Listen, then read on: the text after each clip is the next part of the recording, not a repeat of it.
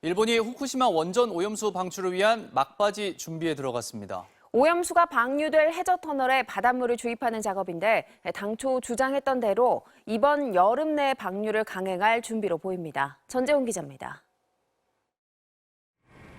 일본이 후쿠시마 원전의 오염수 방류 준비에 한 발 더 나아갔습니다. 후쿠시마 제1원전을 운영 중인 도쿄전력이 어제부터 오염수 방류를 위한 해저터널에 바닷물을 넣는 작업에 들어가는 겁니다. 후쿠시마 중앙TV 등 지역 언론들은 육지와 바다 양쪽에서 해저터널 안으로 해수를 넣는 작업이 시작됐고 빠르면 오늘 작업이 마무리된다고 보도했습니다. 바다에서 약 1km 떨어진 원전까지 이어진 해저터널을 통해 오염수가 배출될 예정인데 터널 안에 바닷물이 채워져야 방류가 가능합니다. 현지 언론들은 사실상 방류를 위한 마무리 단계에 접어들었다고 전했습니다.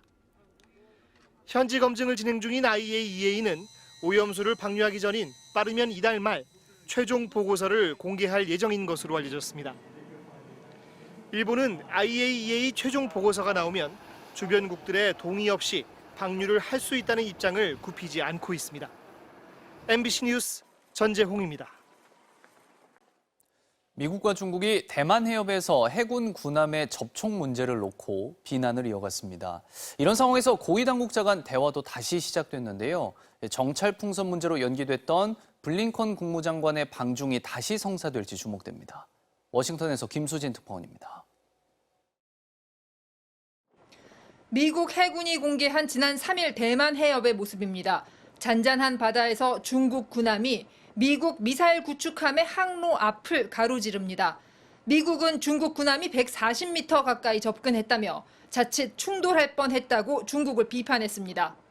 There was absolutely no need for the PLA to act as aggressively as they did. It won't be long before somebody gets hurt.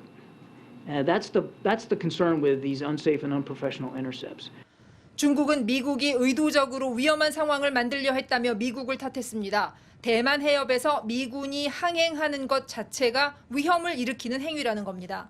这个不安全、不专业的这些事件，为什么都是发生在中国的领空和领海附近，而不是发生在其他国家的领空和领海附近？ 서로에 대한 비판을 이어가며 긴장이 고조되는 상황이지만 두 나라 간 고위급 외교 대화는 시작됐습니다. 미국 국무부의 동아태 차관보가 중국을 찾았는데 대만 문제를 포함해 두 나라가 대화를 유지하는 방안을 논의했다고 국무부는 밝혔습니다. The two sides had candid and productive discussions as part of ongoing efforts to maintain open lines of communication and build on recent high-level diplomacy between these two countries. 고위급 접촉이 시작된 만큼 지난 2월 정찰풍선 사태로 중단됐던 블링컨 장관의 방중이 다시 추진될 수 있을지 주목됩니다. 워싱턴에서 MBC 뉴스 김수진입니다. 여당이 전국장애인차별철폐연대 전장현을 수사 의뢰하겠다고 밝혔습니다. 서울시 보조금을 불법 시위에 사용했다는 건데 시민단체에 대한 정부와 여당의 압박 수위가 높아지고 있습니다. 먼저 손하늘 기자입니다. 정류장 앞으로 장애인이 탈 수 없는 계단식 버스가 들어오자 중증 지체 장애인들이 버스 앞을 가로막습니다. 버스 앞유리에 손팻말을 붙이고 장애인 이동권을 보장하라고 주장합니다. 장애인 이동권 즉각 보장하라. 보장하라, 보장하라, 보장하라. 국민의힘 시민단체 선진화특별위원회는 도로를 점거한 이 같은 시위에 서울시 보조금, 중증장애인 공공일자리 사업 예산이 사용됐다고 밝혔습니다. 특히 전장현이 서울시 중증장애인 공공일자리 사업 보조금의 88%를 받았는데 이 가운데 절반가량이 집회 시위 등에 사용됐다며 수사를 의뢰하겠다고 밝혔습니다. 집회 시위에는 그 중증장애인 공공일자리 사업 예산을 못 쓰게 하는 거고, 그리고 불법 시위에 사용한 거는 저희들이 수사 의뢰를 하는 거고요.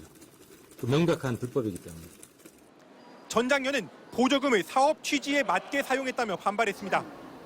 UN 장애인 권리협약에 명시된 권리를 홍보하는 캠페인성 활동의 일환으로 중증장애인 공공일자리 사업 취지에 맞다는 겁니다.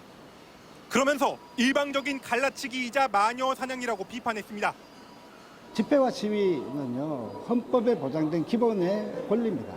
불법과 합법의 여부는요, 의원이 하는 게 아니잖아요. 그런데 그 권한을 남용하고 또 보조금까지 걸어서 그것을 협박하고 있는. 시민단체 보조금을 들여다보겠다는 당정의 압박은 강화되는 모양새입니다. 윤석열 대통령은 시민단체 보조금 부정사용 감사 결과에 대해 단죄와 환수 조치를 철저히 하라고 지시해 수사 가능성도 내비쳤습니다. 국무조정실은 내일 전부처 감사관 회의를 소집해 보조금 환수와 수사 의뢰, 제도 개선 방안 등을 논의하기로 했습니다. MBC 뉴스 손아리입니다. 우크라이나 동부와 남부 전선에서 산발적인 공격이 잇따르고 있습니다. 러시아는 우크라이나가 대반격에 나섰지만 자신들이 저지했다고 주장했는데요. 우크라이나는 가짜뉴스라며 대반격은 아직이라고 반박했습니다. 조명아 파리특파원입니다. 탱크와 장갑차로 보이는 차량들이 줄지어 지나갑니다. 잠시 뒤 드론 공격을 받자 폭발한 듯 희뿌연 연기를 내뿜습니다. 러시아군은 우크라이나군이 도네츠크주 남부 지역의 5개 전선에서 8개 대대를 동원해 공세를 폈다고 밝히면서 방어선 돌파를 저지했다고 주장했습니다. В результате умелых и грамотных действий восточной группировки войск потери вооруженных сил Украины составили более. 이에 대해 우크라이나군 대변인은 가짜뉴스라며 공식 반박했습니다. 다만 루안스크를 포함한 도네츠크 지역에서 29차례의 충돌이 있었다고 설명했습니다.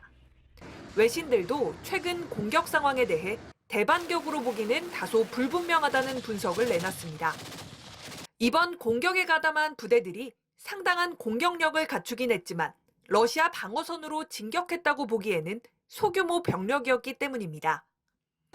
우크라이나 국방부는 대반격 개시 선언은 없을 것이라는 내용의 국방부 홍보 영상을 공개하며 공격 개시 시점에 대해서는 공식 발표하지 않겠다는 뜻을 밝혔습니다. 다만 우크라이나군이 이번 공격을 시작으로 점차 공격 수위를 높여 대반격을 진행할 수 있다는 예측이 나오고 있습니다. 최근 건조한 날씨가 이어지면서 우크라이나의 흑토가 단단히 굳은 데다 서방이 지원하는 무기들도 속속 도착하면서 반격의 기반을 마련했다는 분석입니다. 파리에서 MBC 뉴스 조명아입니다.